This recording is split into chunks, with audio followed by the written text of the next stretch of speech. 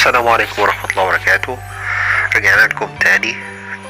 طبعا احنا خلاص قربنا من الكريسماس، وألمانيا طبعا بتبقى مليانة بحاجة اسمها كريسماس ماركت، بتبقى في كل مكان تقريبا.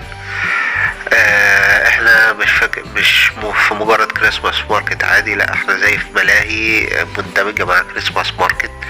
هنا هتلاقي فيه ألعاب كتيرة.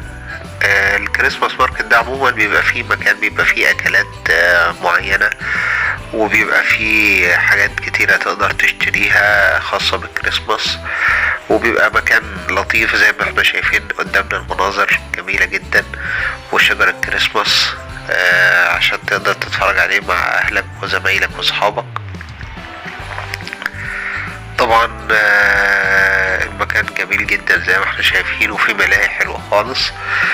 احنا طبعا جربنا هناك، كان في مكان بيبيع كريبات حلوة، فجربنا كريب دبي. هم عاملينه كاتبين لك ان هم جايبينه من التيك توك، فبيقول لك احنا ملناش دعوة احنا عاملينه زي التيك توك. فهو مجرد بس ان هو جايب كنافة وبيستاشيو وشوكولاتة نوتيلا عليها، وعمل لك بيهم كريب. بس هو كان لطيف بصراحة، بس أنا فعلا مجربتش شوكولاتة دبي الأساسية، فأنا مش قادر أحكم الفرق بينهم يعني. جربنا ألعاب كتير هناك. لعبنا لعبة العربيات. شايفين العمود الطويل دوت، دي حاجة زي فري فول كده. احنا طوله 85 متر. لما بنطلع فوق المفروض بيطلعك لغاية فوق، بعدين يروح ينزل بيك مرة واحدة. اعتقد احنا عندنا زيها في مصر، بس طبعا ما تبقاش بالحجم ده.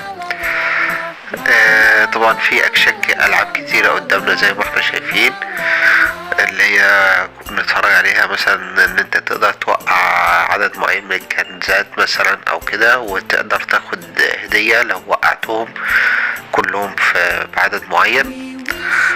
اللي قدامنا ده عامل زي بيت رعب كده او بيت مرح كده، المفروض ان انت بتعدي في وقت معين برضو. طبعا الفايبس جميلة جدا، والروح حلوة جدا، والناس كلها جاية مع اصحابها وعائلتها عشان تستمتع بالمكان دوت، والاضواء جميلة جدا. كل سنة وانت طيب.